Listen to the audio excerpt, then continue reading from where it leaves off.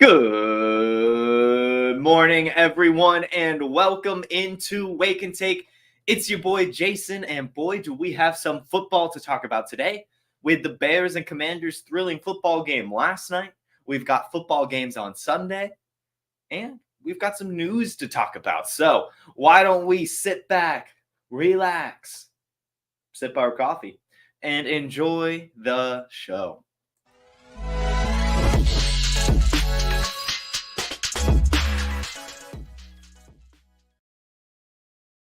Start things off with a little clip. Here we go. This is Dick Butkus, who we'll talk about here in a second, of course. Dick Butkus catching a touchdown pass and then handing the ball to the defender that was supposed to be covering him as the defender smacks it away. An all-time highlight. This is something we see, these days, right? Where it's a little bit of a cocky kind of, I've just scored a touchdown on you. Here's the ball. But Dick Butkus was one of the first people to do that, and dude was a linebacker. So shout out to Dick Butkus for that all-time highlight. And rest in peace also to one of the greatest to ever do it. Of course, a Hall of Fame linebacker from the Chicago Bears, the animal, the enforcer, the maestro of mayhem, or even the robot of destruction, however you want to refer to him. We all know and love him as an NFL legend. So rest in peace to Dick Butkus. Thoughts and prayers out to his family and close ones. And congratulations to the Chicago Bears as they beat the Commanders last night in honor of Dick Butkus. And not only did they beat them, they destroyed the Commanders. The Chicago Bears came out, immediately scored a touchdown. DJ Moore had like 100 yards already in like two drives. It was really just a spectacular performance from the Chicago Bears. Justin Fields in particular finishes the day 15 of 29, 282 yards and 4 touchdowns. DJ Moore finishes the day with only 8 receptions, but he takes those 8 receptions for 230 yards and 3 touchdowns. Cole Kmet gets in on the action as well with 5 receptions for 42 yards and a touchdown. Khalil Herbert looked great before he got injured with 76 rush yards off of only 10 carries. Roschon Johnson looked pretty good too before he had a concussion. 3 carries for 19 yards. Both Khalil Herbert and Roschon Johnson averaged over 6 yards a carry. It was special. What wasn't special was the Chicago Bears wide receivers not named DJ Moore.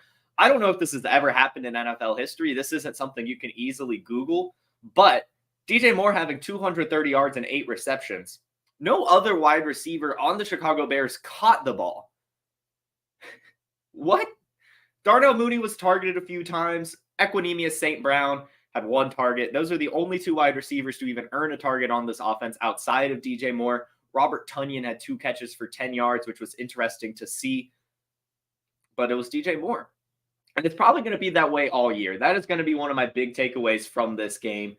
I picked up Darnell Mooney in one of the leagues that he was dropped just because, why not? It's Darnell Mooney. Not often do you have a chance to pick up a player with that kind of ADP, right? So I did it, and I'm honestly not that excited about it at all. Not that excited about it at all. His 2 games this season, he had been decent, especially in Scott Fishbowl, which is actually where I picked him up. He was dropped in my Scott Fishbowl, and they have like the first down scoring and full PPR and all of this extra stuff to make it seem like, you just need a few catches to be a good player, but as long as DJ Moore's playing like this, Darnell Mooney isn't going to get anything.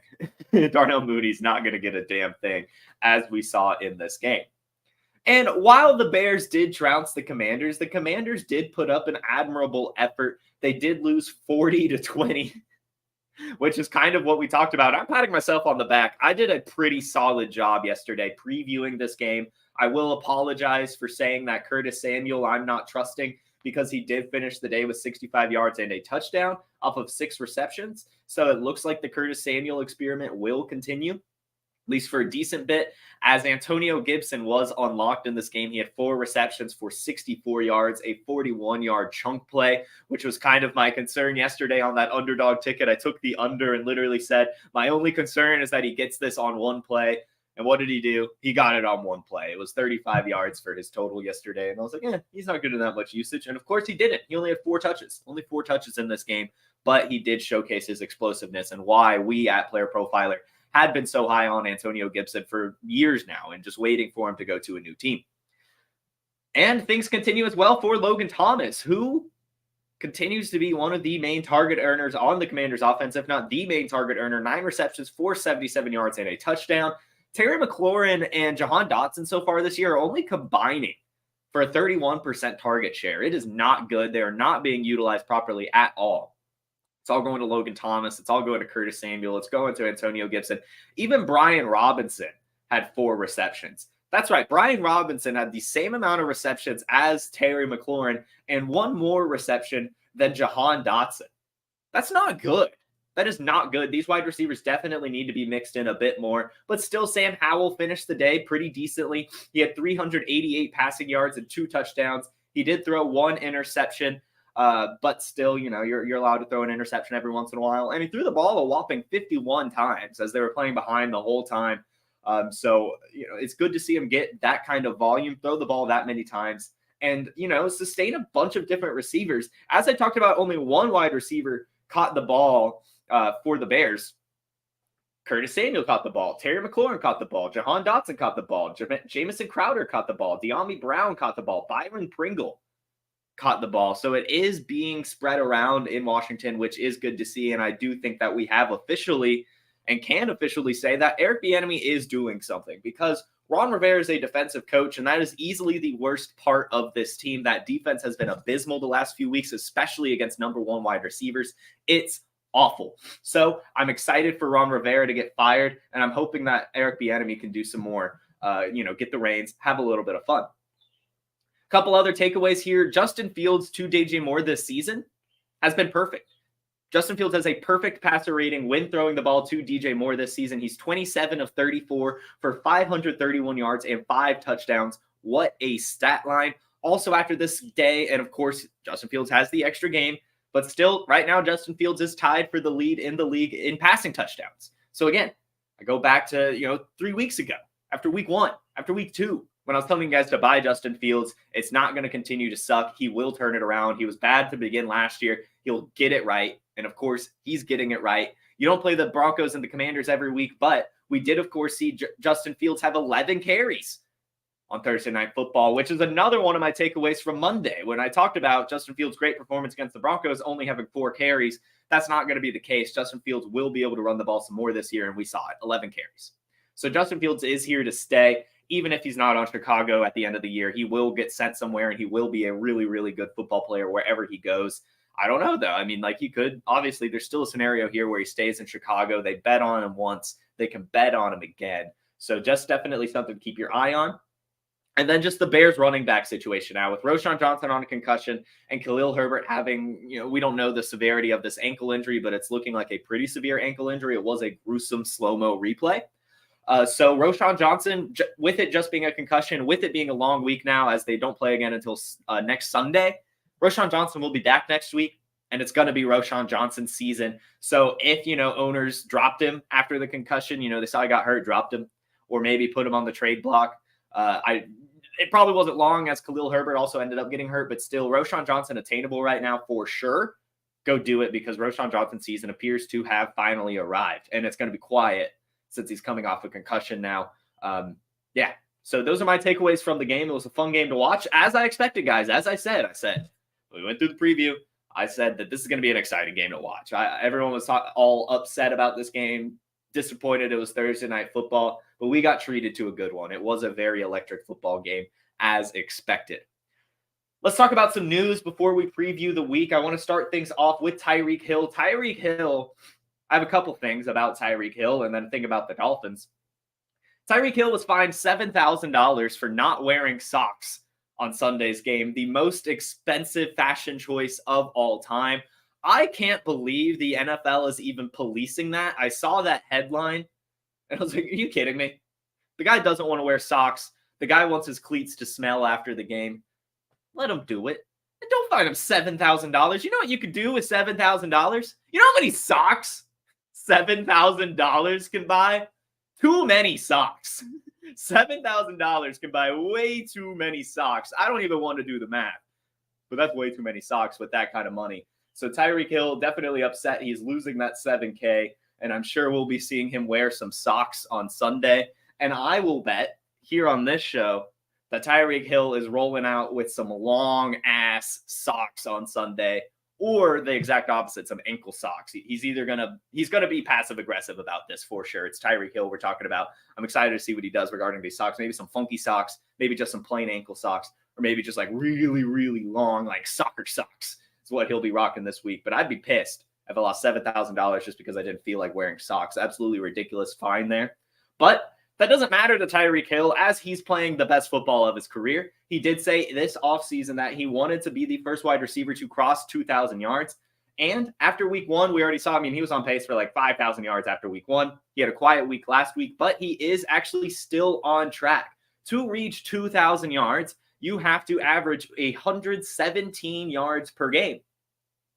Tyreek Hill is averaging exactly 117 yards per game so far. And of course, we're still going to have a couple more ceiling games from him. The 2K yards for him this season, well within reach if he can stay healthy, if Tua can stay healthy, and the Dolphins keep playing the way they are.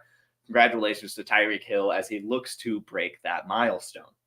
And while we're on these milestones being broken by the Miami Dolphins, Giants offensive coordinator Wink Martindale came out yesterday in an interview and said that he's literally losing sleep trying to game plan for this game, trying to figure out how his offense can keep up with the Dolphins. Here's the quote.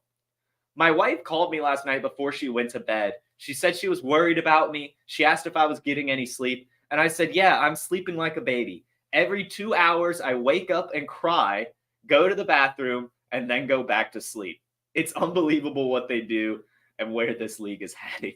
Wink Martindale is crying every night trying to figure out how to game plan to keep up with these Miami Dolphins. I just thought that was a cute little candid quote from an NFL offensive coordinator. I hope he can get some sleep, but I hope he stops crying about it. Just, it'll be okay. It'll be okay, Wink Martindale. You can lose another game. You're the Giants. No one's expecting you to win here. And finally, Tom Brady, saying it now, it's not over yet. Saying it now, it's not over yet. I saw this headline from the Washington Post. Tom Brady's purchase of part of the Raiders has stalled.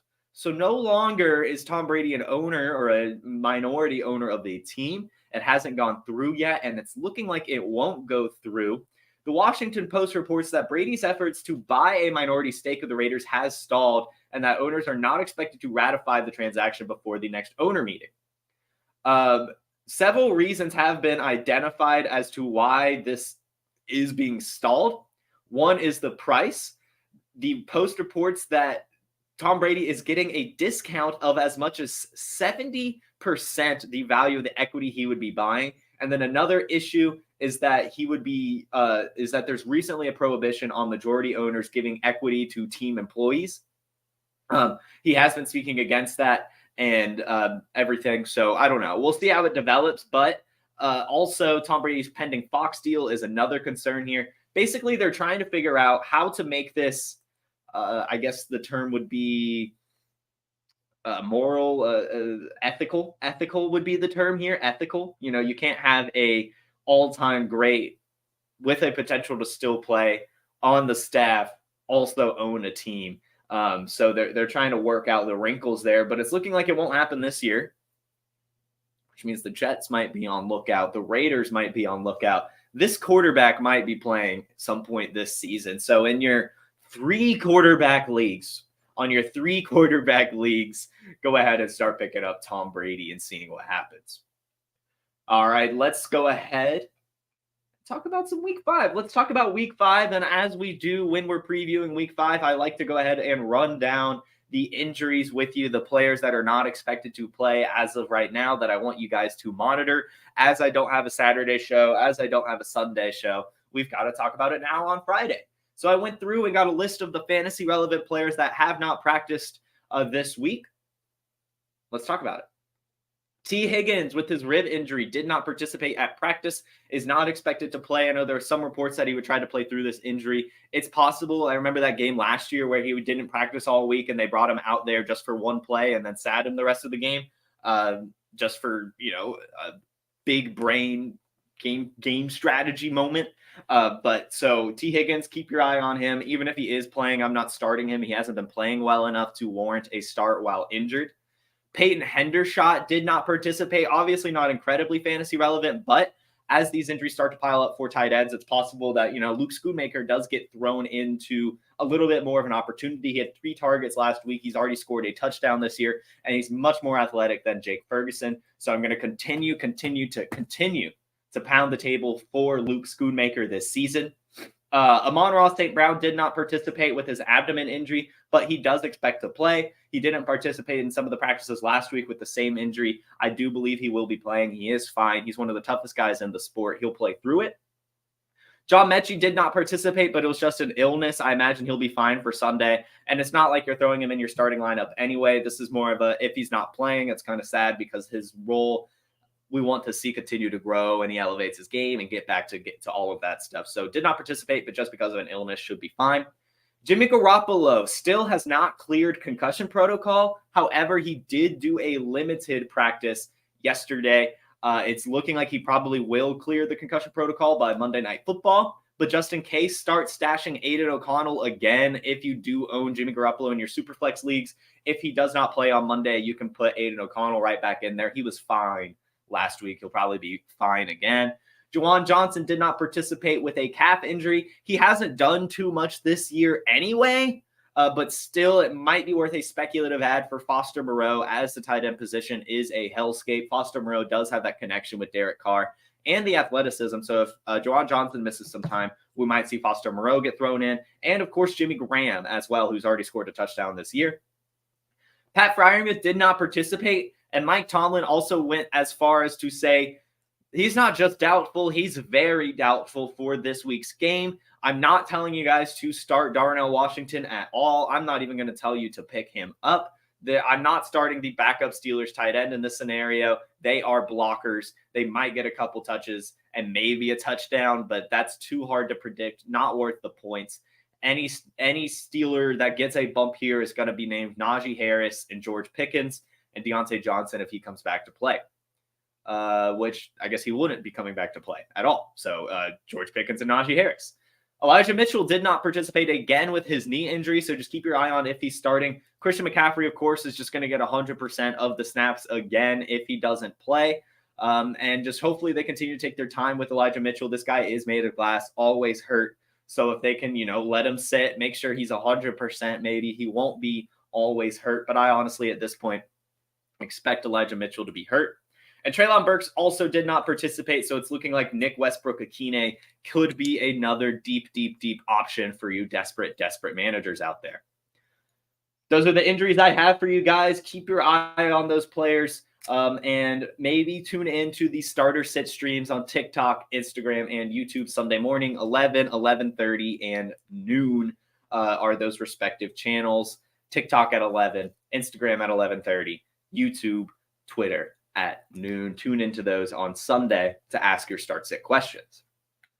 All right, let's discuss these games. And I see a bunch of questions. I see a bunch of comments in there, but we'll get to those after the show. Before we get into the games, just real quick, here's my DFS lineup. I'm not the best DFS guy out there, but this is what I cooked up this morning. I went with the Anthony Richardson, Drew Ogletree stack for my flex for some value, and going with the opposite side of the game and throwing Derrick Henry in there.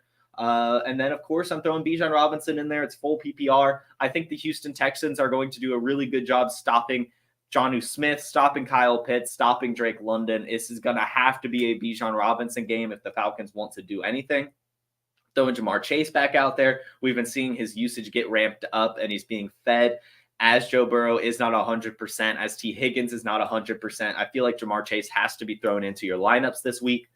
And then I'm taking the chance on Jameson Williams and Calvin Austin. Both of these guys are just, I'm hoping they score a touchdown. They were cheap and have high upside, so I was like, screw it. I'll throw those guys in there. And finally, my tight end, I'm going with TJ Hawkinson. I love this Chiefs-Vikings game. I want to be able to get as many players from this game into my DFS lineup as possible. But for me, I just went TJ Hawkinson, and hopefully that works out for me. And the defense I'm going with is the Patriots, as Derek Carr did not play well last week. and the Patriots defense is at least pretty good. They just brought J.C. Jackson back in, and they're playing with a chip on their shoulder, trying out the Patriots defense this week. So if you wanna copy my lineup, there you go.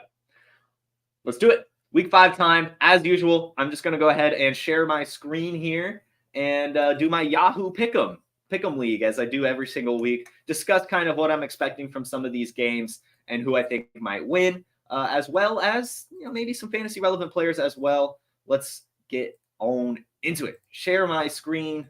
Yahoo Sports Pro Football Pick'em. How's it look for you guys? Let's do the picture-in-picture. We'll take that off. Bring me up. All right, that looks decent. So, as you guys can see, I picked the Chicago Bears yesterday for the Thursday Night Football game. I was one of only 7% of Yahoo pickers to expect the Bears to win this game. Wasn't a doubt in my mind that this was the Chicago game.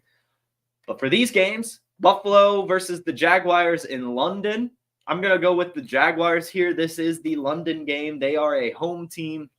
I know it's an upset pick. Only 4% of people are picking the Jaguars, but they've stayed in London for the week. They're already used to the time change. Buffalo's going to be a little bit laggy. They're coming off a great divisional win against the Dolphins. I think that the Jacksonville Jaguars will be able to catch them sleeping. A budget play here, as you guys will find out on the game plan this week. I'm guesting on the game plan with Matty Kiwoom tomorrow. One of my bargain bin players for this week is Zay Jones. He should be returning. I could expect a decent amount of points being scored here, and I can see Zay Jones getting, involved in the way he had been before he got hurt. 6 targets in week 2, like 15 points in week 1. Zay Jones, a little bit of a value play, but of course you want to start any player in this game. This has shootout written all over it, especially since it's in London. Those games seem to always be exciting unless it's the Falcons playing. So Buffalo Jaguars, taking the Jaguars. Zay Jones looks like a value, and start anyone else you can in this game. Falcons versus Texans. Got to take the Texans here. I am very concerned about the Falcons in this game. Jalen Petrie is back, and so that is a huge issue. He can cover Kyle Pitts. He can cover Jonnu Smith, and he can go get after the quarterback. He can cover Bijan Robinson. He's a true athlete, phenomenal player. And that's going to give the Falcons offense even more fits than what they've had the past few weeks. I believe the Texans should easily win this game, to be completely honest. But it is possible, the Falcons defense has been pretty stingy. This could be the worst CJ Stroud game so far, but I still expect CJ Stroud to absolutely ball out. And the Texans will win it, and the Falcons will continuously look bad. And I wouldn't be surprised if this is the week they do finally move away from Desmond Ridder, because, like I said, this matchup does not look good for the Falcons at all in my mind. And I really don't think Desmond Ridder is going to have a good game. I honestly don't expect really any Falcon to have a good game outside of Bijan Robinson. Detroit versus Carolina. The Lions are obviously going to win this game, but Carolina does have some garbage time opportunity here. A player I definitely want to be streaming is Hayden Hurst. The Lions right now are giving up the 3rd most points to tight ends. And to bring that home even further, they've played against Noah Gray, Noah Fant. And who was week 3? Jonnu Smith and Kyle Pitts, who did nothing. And then week 4, they just played the Packers, where Luke Musgrave got concussed and Josiah DeGuara was fantasy relevant. So I expect Hayden Hurst to get back on track this week. I think Chuba Hubbard could maybe get some catches out of the backfield for the Panthers. But I do expect this Lions defense to give Bryce Young some absolute fits. It's going to be garbage time if Bryce Young does anything, but it's definitely something to watch. I think if Bryce Young can get out of here with maybe only 1 turnover and a couple touchdowns, we could be looking at him as finally having at least arrived and looking like a decent NFL quarterback and the future for the Panthers. And if they can get that wide receiver 1 for him, like they've been rumoring they're going to do, then that will be really good. So this is a very big test for Bryce Young. This is a tough defense to go against. So I'm excited to see how he does. For the Lions, you've, of course, got to start Amon-Ra St. Brown, and that's probably it. I mean, you could start David Montgomery, as he's probably going to get 30 carries again, as they'll be ahead. That's what I'm looking at here. I'm not starting Jameson Williams unless I have to. Dan Campbell's saying that they're putting him on a snap count. He hasn't played in a little bit, going to be a little rusty, and they're not really going to have to take these deep shots against the Panthers, as I'm expecting the Lions to be ahead most of the time. So give me the Lions to win. And then those are the fantasy players that I think you should be starting. Colts versus Titans, I'll be going with the Colts here. This has the Anthony Richardson game written all over it. Michael Pittman hopefully bounces back. And, hopefully we have another Derrick Henry game. That's always fun to watch. So that's what I'm rooting for there. It's looking like Treylon Burks is out. I'm not expecting DeAndre Hopkins to do much here. Actually, if the Titans want to have any chance, it's going to have to come down to DeAndre Hopkins. So maybe DeAndre Hopkins does score himself a touchdown, get about 70 yards in this game. But overall, I think it's Anthony Richardson. I think it's Pittman. And it's probably Jonathan Taylor as well. Going to use my platform right now to say if you have Jonathan Taylor and you're not starting him this week, you're doing it wrong. You have to start Jonathan Taylor. I don't care at all. You have to start Jonathan Taylor. Do it. The Dolphins versus the Giants. Dolphins easily win this game. What's the spread even here? 10.5 points. I think they could cover that easily. The Giants are playing some awful football. The Miami Dolphins, not only on offense, are playing decently on defense as well, especially that pass rush. Daniel Jones is going to have a hard time the way the offensive line is playing. If Saquon Barkley is back, that'll help a little bit, but we don't know if he will. Someone I am definitely picking up to maybe start if I'm desperate this week in this game is Wan'Dale Robinson. With the Giants likely playing from behind, I could see a ton of targets going Wan'Dale Robinson's way. North of 10 targets, obviously short ADOT stuff here, but I do think that easily Wan'Dale Robinson has a really good game. And I'm excited to see what they do with the running backs. It doesn't look like Jeff Wilson's being activated or will be playing, so it's looking like Raheem Mostert and Devon Achane yet again. And in this type of game script, they could yet again have a massive game between the two of them. Look for Achane, though, of course, to break 100 yards and have 2 touchdowns again. Dude is a star. Patriots versus Saints. I am taking the Patriots here. I think they'll get right in this game. This is an easy matchup for them. They win across the board in everything I can imagine, except for wide receivers versus corners. But I think they will be fine. I could see Ramondre Stevenson having a little bit of a bounce back here. But I do think this will be my score prediction for this game. Patriots versus Saints is 16-13. I think it's going to be very slow, very gross football game. You're going to see 0% of it on red zone. But I do think the Patriots win this game in a very vintage Bill Belichick way. Ravens versus Steelers. I'll go with the Ravens here. Pittsburgh is just so banged up, not playing the best football right now. The Ravens are playing really well and will continue to play decently in this game.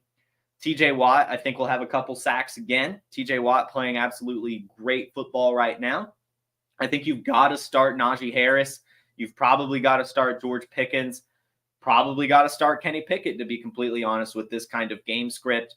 I could see it being close. This is an AFC North divisional game, so we're talking about in the 20s here. I don't see the Ravens scoring a ton of points and running away with it, but I do expect them to win. You've, of course, got to start Lamar. You've, of course, got to start Mandrews, and you've, of course, got to start Zay Flowers. The player to watch here is Keaton Mitchell. How good does he look? We haven't seen anything yet. And then also, how much usage will he get? Definitely stashing Keaton Mitchell before the game.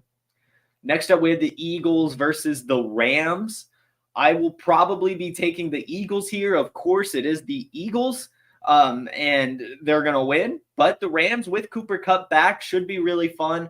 Of course, the thing to watch here is the Puka Nacua Cooper Kupp target split. If you own both, you have to start both. I've been seeing this debate a lot recently. Should I start Cooper Kupp this week? Should I start Puka Nacua this week? Yes. Yes, a million times, yes. We have been seeing it from Puka Nacua all year. We've seen it from Cooper Kupp the past couple years. Start those guys, start your studs in a game where the Rams will likely be throwing the ball a ton. This should be a really fun game to watch. And look for the Devontae Smith bounce back game. Devontae Smith, I'm predicting 100 yards and 2 touchdowns against the Rams this weekend. Cincinnati versus the Cardinals. I will pick the Bengals here. I do think Joe Burrow is going to throw 2 touchdowns in this game, 250 yards, maybe 1 interception. Not expecting a ceiling game, but I am expecting a get-right game that inspires confidence in some managers that have lost some faith in Joe Burrow. He's one of my buy candidates right now. I think he'll get back on track. And honestly, I do think with T. Higgins likely out, that'll help them. Just game plan around Jamar Chase, get Joe Mixon the ball, maybe see what Andre Iosivas can do. yes, definitely start stashing Andre Iosivas. I think he's the one that is the more clear replacement for T. Higgins. I think Charlie Jones would step in if Tyler Boyd got hurt, but look for Andre Iosivas this week. Iosivas led the Bengals in receiving all 3 preseason games and has some great athleticism. If you check out his profile on PlayerProfiler.com, I think that's a sneaky stash and deep add, Andre Iosivas. For the Cardinals, I am very curious to see how Josh Dobbs does against a playoff defense. I guess he did play decently against the 49ers, but he didn't really keep it close. So, and the Bengals do just have this weird, stingy defense against quarterbacks. And Josh Dobbs has been playing really well. So I think if you can keep it up against the Bengals, then we're talking about the Cardinals not needing to turn away from Josh Dobbs at all. I think they could just roll with Josh Dobbs this entire season if he plays well. Look for James Conner to be fed, and look for Michael Wilson to have another good game this week. Broncos versus Jets. I'm going to pick the Jets to win this game. Zach Wilson surprised me last week, and this is just such a bad defense right now. Everyone is scoring a ridiculous amount of points against the Broncos. I think the Jets will get this one going, start gaining some steam, beat the Broncos. Zach Wilson will look decent. And we'll be talking about, the Jets just rolling with Zach Wilson the rest of the season if he has a really good game here, which I hope and think he will. The big story, though, is that Breece Hall is not expected to be on a pitch count anymore. Breece Hall should have a massive game against the Broncos, and I'm very excited to watch it. And then for the Broncos, Russell Wilson, I guess. Marvin Mims, I guess. Jerry Jeudy, I guess. Cortland Sutton, I guess. Those are the guys you're just putting into your lineup because you have them, and you can't really think of a reason to bench them. I could see this being a lower scoring Broncos game. Like, I don't see the Jets even sniffing 30, to be honest. I do still think this is like a 24-17 type game, but I do think Zach Wilson will be fantasy relevant. Breece Hall, of course, will be fantasy relevant, and Tyler Conklin will be interesting as well as he continuously gets fed by Zach Wilson.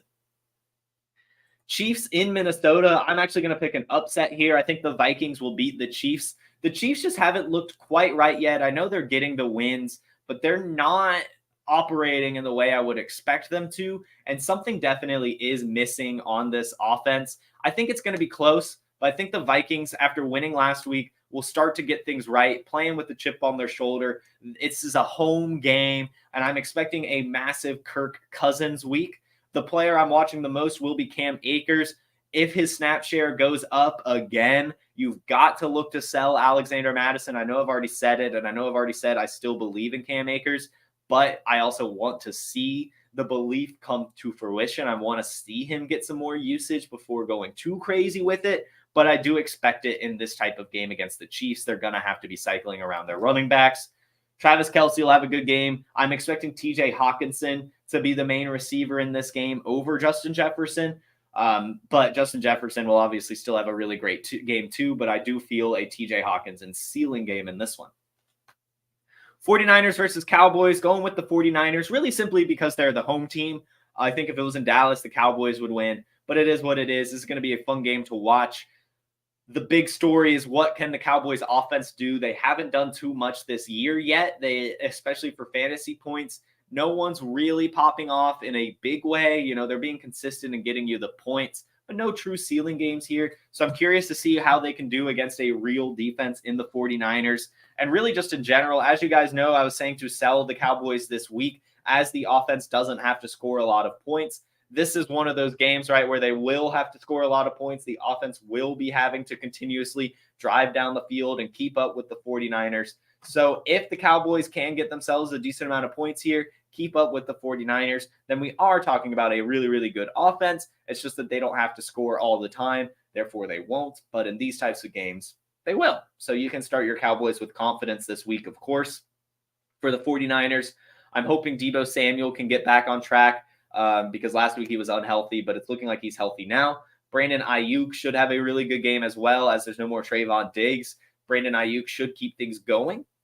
And yeah, I think it'll be a fun game. That's a good Sunday Night Football. And finally, for Monday Night Football, Packers-Raiders. I'll go with the Packers here, but if Jimmy Garoppolo plays, I could see the Raiders pulling this one out. But I'll go with the Packers, and I think Christian Watson has 2 touchdowns in this one. Christian Watson will do Christian Watson things in this game. And for the Raiders, I'm expecting Josh Jacobs to keep things rolling. He was impressive last week. Devontae Adams was impressive. Jacoby Myers was impressive. I think those guys will continue getting the kind of usage that they had been getting. Josh Jacobs, again, I think will be good. And then I just want to see Michael Mayer, right? He's been extremely quiet, but when I'm watching this game, I'm just going to be seeing how Michael Mayer is used, where he's running his routes from, how often he's running routes, how often he's blocking. All of that fun stuff will be interesting to watch.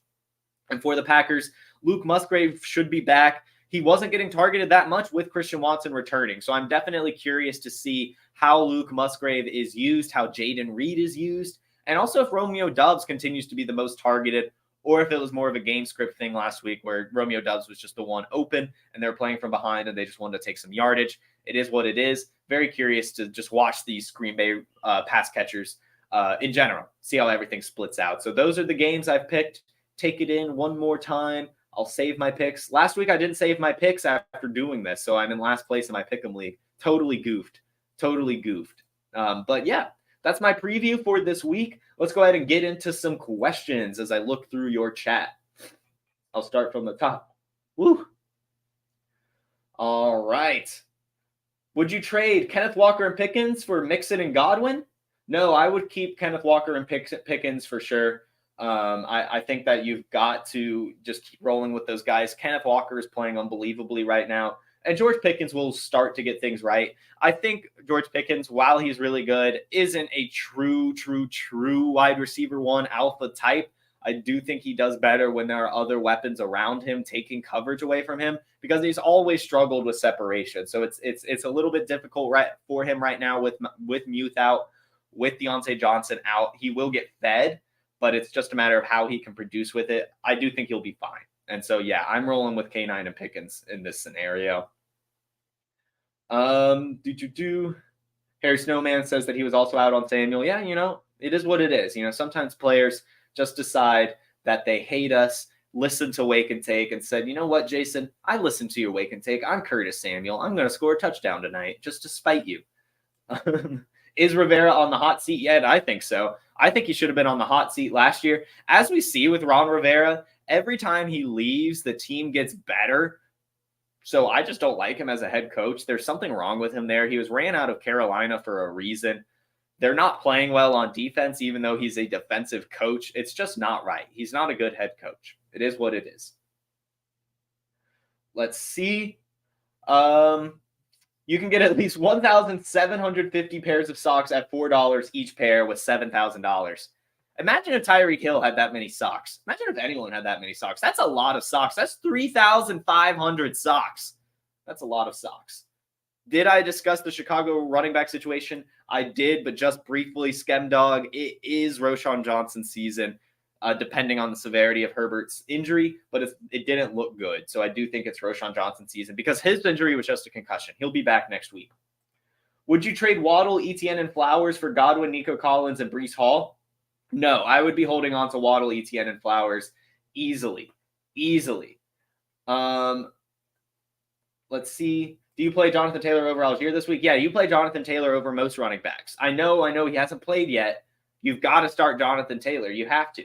What are you expecting from Tutu this week with Kupp and Puka both playing? I'm expecting Tutu to get about the same amount of usage. If you guys will remember, going back to week 1 when Puka Nacua blew up, I said that Tutu Atwell was the one I was more, interested in a little bit because I do feel like his role does not change with the return of Cooper Kupp. Puka's will change a little bit, but I still think he'll be fine. We saw Robert Woods, Brandon Cooks, and Cooper Kupp be fantasy relevant. I think all three of these guys will be good and fine. I'm expecting some decent things from Tutu. I do think that he'll be able to keep things up. And even if he loses like 2 targets, we're still talking about high value targets that can easily be touchdowns. So I do like Tutu. On the verge of 0-5, would you play Breece, Kamara, or Pierce? You have Achane going. Also, would you play Rashee Rice, Michael Wilson, Zay if he's a go? I would probably do Michael Wilson if Zay is out, or maybe Michael Wilson in general just against that team. I'm not a big Zay Flowers guy. I think he gives you a decent floor, but I just don't see a lot of ceiling here, especially against the Steelers. His ADOT is way too low. His efficiency isn't good at all yet.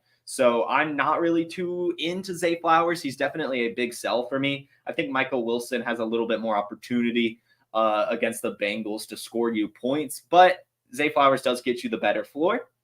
In terms of the running backs, I'm going with ceiling here. I am playing Breece Hall against the Broncos. If it's true he's not on a snap count, then you've got to start Breece Hall. Kamara would be my second choice there if you're not feeling risky. But Kamara is playing the Patriots, which, that defense is stingy. So I don't know. I would go Breece Hall and hope for some fun. Would you start Ferguson or Goddard? Can't believe you're even asking this question. Honestly, probably Ferguson. They're playing the 49ers. They're going to have to pass the ball a lot. Well, you can go Goddard. Honestly, just flip a coin. I think both will be good this week. I do think Goddard will eventually get right. And this feels like a good week for him to do it. So maybe just stick with Goddard one more week. But I don't think Ferguson is a bad pivot at all. And would you rather have ETN or Eckler right now? I think I would rather have ETN in Dynasty. I don't really like the Austin Eckler situation right now. When a player gets injured, after contract negotiations that didn't necessarily go their way, it's always making me more concerned. His contract expires this year. He's old. I don't know where he goes. He will go somewhere else next year, but it's not going to be as good of a situation as the Chargers. So I think Austin Eckler is someone you should only be riding if you're trying to win.